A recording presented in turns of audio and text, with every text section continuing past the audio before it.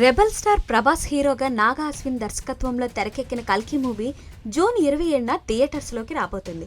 ఈ సినిమా ట్రైలర్ని తాజాగా ప్రేక్షకుల ముందుకు తీసుకువచ్చారు. ప్రేక్షకుల నుంచి కల్కి ట్రైలర్కి అద్భుతమైన రెస్పాన్స్ వచ్చింది. హాలీవుడ్ రేంజ్లో ట్రైలర్ ఉందనే మాట ఫ్యాన్స్ నుంచి వినిపిస్తుంది. అలాగే పబ్లిక్లో కూడా ట్రైలర్ బలంగా వెళ్ళింది. 3 నిమిషాల 3 సెకండ్ల నిడివి ఉన్న ఈ ట్రైలర్ గూస్ బంప్స్ క్రియేట్ చేస్తుందని, నెక్స్ట్ లెవెల్ విజువలైజేషన్ ప్రజెంటేషన్ ఉందన్న అభిప్రాయం వ్యక్తమవుతుంది. ఖచ్చితంగా ఈ సినిమాతో హాలీవుడ్ లెవెల్లో ఇండియన్ మూవీస్ సత్తా ఏంటనేది అందరికీ తెలుస్తుందని సినీ విశ్లేషకులు అంటున్నారు. ట్రైలర్తో మూవీపై ఎక్స్పెక్టేషన్స్ అమాంతం పెరిగిపోయాయి. ఫ్యూచరిస్టిక్ కాన్సెప్ట్ అయినా కూడా కథ అందరికీ అర్థమయ్యే విధంగా ఉండబోతుందని ట్రైలర్ని బట్టి అర్థమవుతుంది. ఇక కల్కిలో కలిపురుషుడు పాత్రలో యూనివర్సల్ యాక్టర్ కమల్ హాసన్ నటించారు. అతని లుక్పై ఇప్పుడు సోషల్ మీడియాలో ట్రోలింగ్ నడుస్తుంది.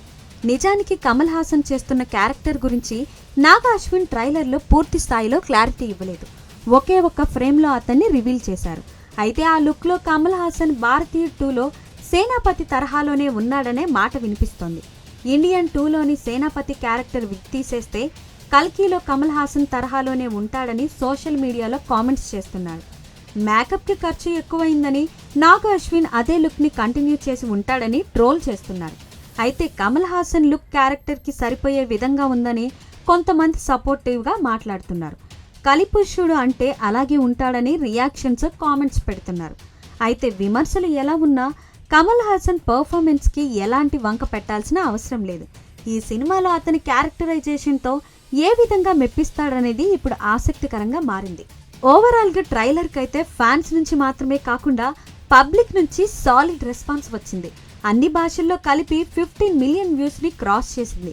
ఇక ట్రైలరే ఈ రేంజ్లో ఉంటే సినిమా ఎలా ఉంటుందనేది వేచి చూడాలి.